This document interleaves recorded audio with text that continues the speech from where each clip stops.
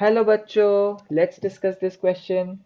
Middle lamella of a plant cell is made up of A. Calcium oxalate, B. Calcium carbonate, C. Calcium silicate या D. Calcium pectate। इस question को समझने के लिए जो की कॉन्सेप्ट रिक्वायर्ड है वो है सेल वॉल, और सेल वॉल में भी मिडिल लैमेला। हमें पता है कि जो मिडिल लैमेला है वो एक कॉमन पोर्शन है, कॉमन पार्ट बिटवीन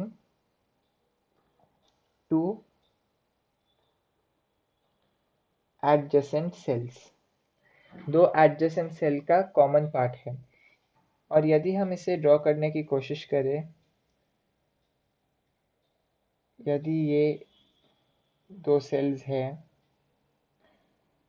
तो जब ये बनते हैं उनके पेरेंट सेल में एक सेल प्लेट फॉर्म होता है। जैसे जैसे सेल्स डिवाइड करते हैं वही जो सेल प्लेट पहले मौजूद था वो इन दोनों सेल्स के बीच में एक लेयर बन जाता है जिसे हम मिडिल लैमेला कहते हैं।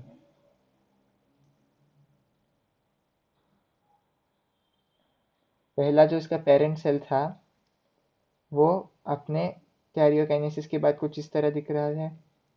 उसके बाद बीच में एक ऐसा सेल प्लेट बनता है और इस सेल प्लेट के ही ऊपर इन दोनों सेल्स का प्राइमरी सेल वॉल बनने लगता है। ये है प्राइमरी सेल वॉल और ये है सेल प्लेट।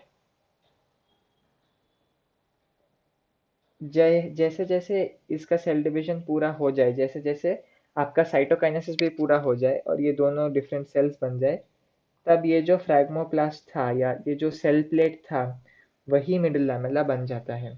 और इस मिडिल लैमेला में कैल्शियम और मैग्नीशियम पेक्टेट प्रेजेंट होता है। कैल्शियम और मैग्नीशियम पेक्टेट। इसीलिए चलिए ऑप्शंस देख ले। कैल्शियम ऑक्सलेट गलत, कैल्शियम कार्बोनेट गलत, कैल्शियम सिलिकेट गलत, कैल्शियम पेक्टेट हाँ ये सही लग रहा है। So the correct option to this question is option D, calcium pectate. Hope you have understood it well. All the best.